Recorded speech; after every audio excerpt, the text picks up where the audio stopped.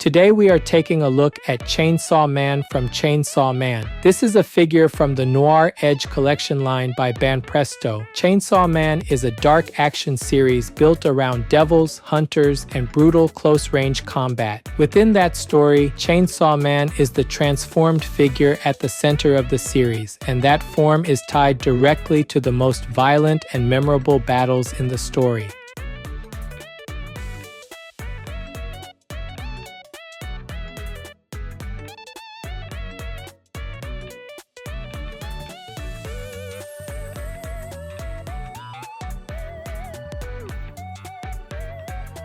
Today's highlights for this figure are the distinctive color scheme, the sculpting that still feels three-dimensional even with a restrained palette, and the powerful pose. The first highlight is the distinctive color scheme. Most of the figure is controlled through white, black, and gray, but the mouth area introduces strong red on both the upper and lower sections, with blue used only for the tongue. Because those brighter colors are concentrated into one part of the head, the face becomes the visual center immediately. The second highlight is the sculpting that still feels three-dimensional even with a restrained palette. The shirt folds, the exposed machine parts around the neck, the chain teeth running along the blades, and the segmented shoe layout all create depth through borders, overlap, and surface changes rather than through a busy paint arrangement. That gives the figure clear volume without making it look crowded. The third highlight is the powerful pose. The head blade drives forward, one arm blade extends outward, and the other arm blade drops diagonally downward, so the figure sends long straight lines through space in several directions at once.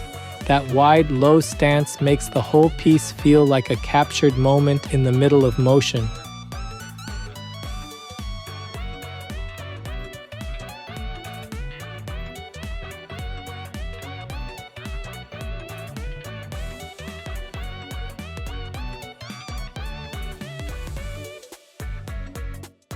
This channel brings you figure reviews and anime merchandise updates straight from Japan. If you enjoy this kind of content, don't forget to subscribe.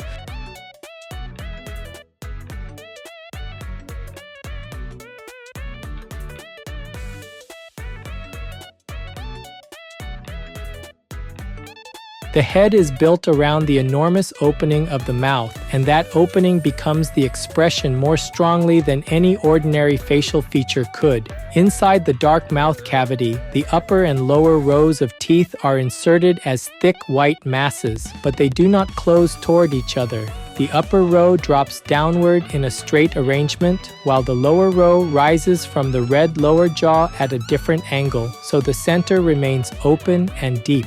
That space is important because it keeps the mouth from reading as a shallow cut across the side of the head. Instead, it feels like a large opening carved into the chainsaw housing itself. The blue tongue then adds another layer inside that space, curving outward and introducing a softer line against the dense white teeth and the harder edges of the red jaw parts. The red upper casing projects forward with a rounded front edge, and the three black curved slits on the side divide that surface into smaller visual sections. The lower red jaw is treated very differently. Its front edge narrows into a sharp triangular point, so the upper and lower red parts do not repeat the same shape.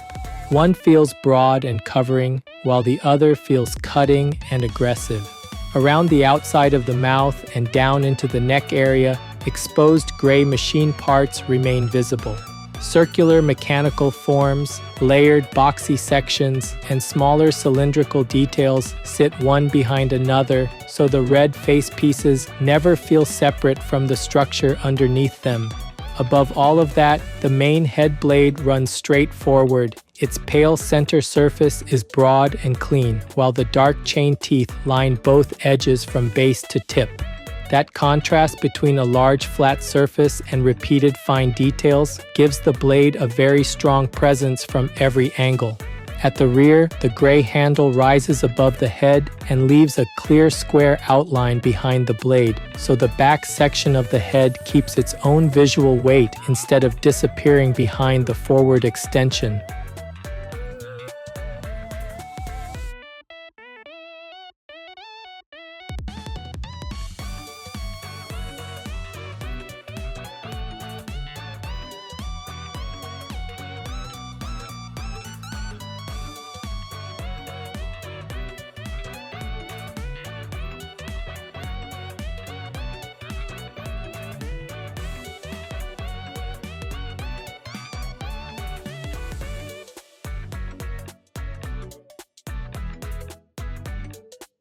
The upper body is arranged around a deep forward lean, and everything from the collar to the hands supports that movement. The white shirt collar opens around the neck, and the black tie knot sits clearly at the center. Behind that, the exposed gray machine neck remains visible, so the transition from head to torso is handled through three clearly separated elements rather than a simple smooth connection.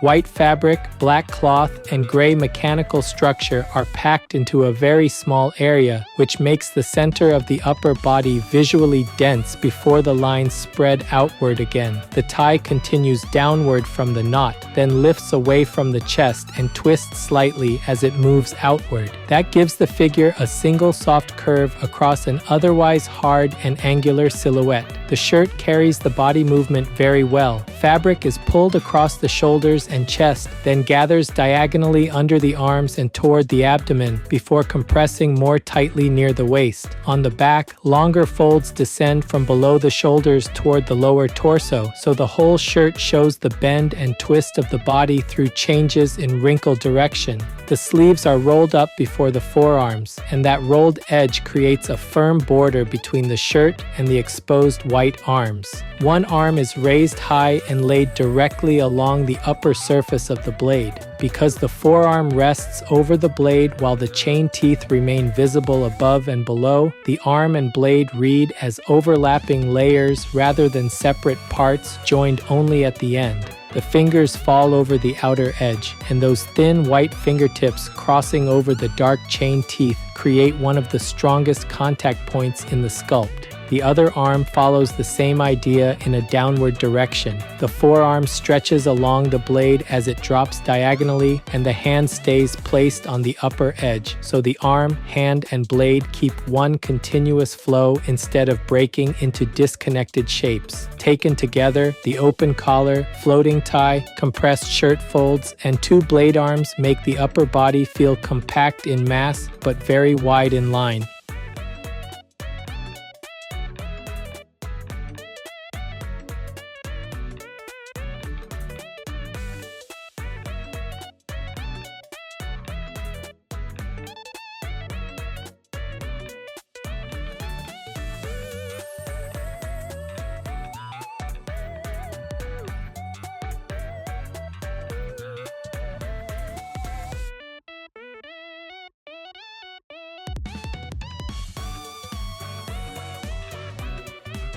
The lower body is built around a very wide and low stance, and the strongest impression comes from how far the legs open while the waist remains dropped toward the center. The white shirt ends cleanly above the black belt, creating a strong horizontal break between the light upper body and the dark pants. That belt line matters because it marks the point where the rounded torso stops and the long outward spreading leg lines begin.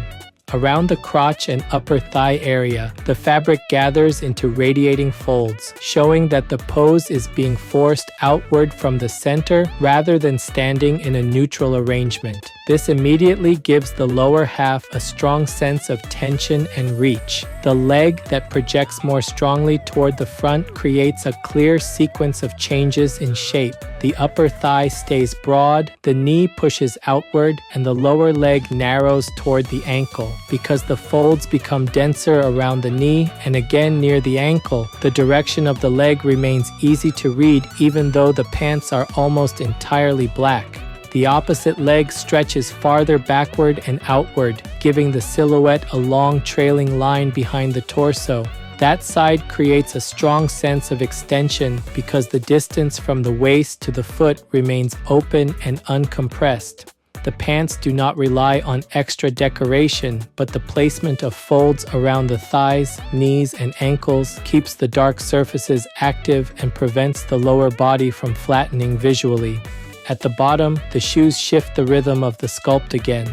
They are white, which reconnects the feet to the brighter shirt above, but they still carry a lot of structure. The rounded toe caps, layered upper edges, central laces, raised tongues, folded ankle openings, circular side marks, and soles projecting one step outward all sit in separate sections.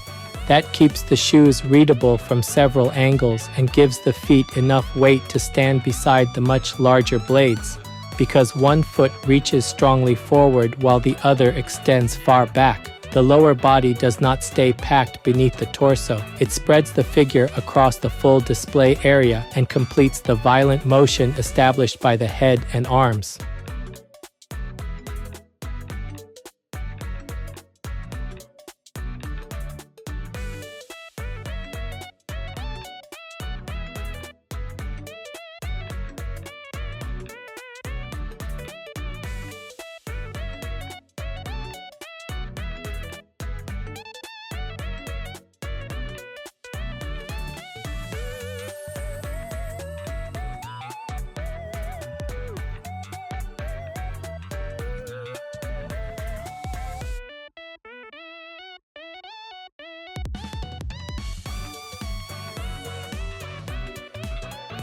This figure is approximately 18 centimeters tall. That's about 7.1 inches.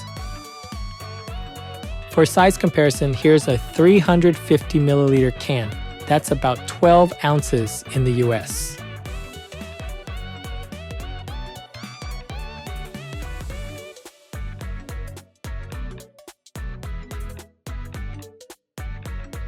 Overall, Chainsaw Man by Banpresto stands out because this figure combines a tightly controlled color layout, strong layered sculpting, and a pose that throws blade lines outward in multiple directions at once. The first impression comes from the head. The dark open mouth, the thick white teeth placed above and below, and the blue tongue curving forward give the face an immediate violent impact. That impression is strengthened further by the red upper casing with its 3 black curved slits, the sharp lower red jaw, and the exposed gray machine parts around the neck, all of which make the head feel dense and mechanical from every angle. The long head blade then carries that impact directly into space instead of containing it around the face.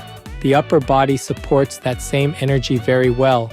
The open shirt collar, the black tie knot, and the exposed machine neck compress fabric and machinery into one narrow transition area, making the connection from head to torso much more interesting than a plain human neckline. The tie then lifts away from the chest and twists outward, giving the figure one soft moving line against all the harder edges around it. The shirt folds also help a lot because they change direction across the shoulders, chest, abdomen, and back rather than repeating the same pattern. Most importantly, the blade arms have real sculptural weight.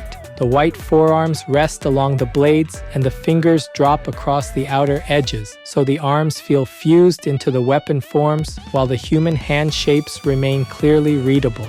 The lower body gives the figure its broad spread and final sense of force. The clean break between the white shirt and the black pants sets the waist firmly, and from there the legs open into a wide, low stance that immediately enlarges the silhouette. One leg pushes more strongly toward the front, while the other trails farther back, and that difference gives the pose direction instead of turning it into a balanced display. The fold placement around the thighs, knees, and ankles keeps the dark pants active, and the white shoes finish the figure well through their layered construction and projecting soles. What makes the whole piece especially effective is the way the eye travels through it. The view begins at the red mouth area, moves into the head blade, returns through the collar and tie, and then spreads outward again through the raised arm blade, the lowered arm blade, and the wide leg lines. Because of that, fans of Chainsaw Man will definitely enjoy this piece. Collectors who enjoy strong mechanical silhouettes, concentrated color accents, and aggressive action poses should find it a very satisfying addition.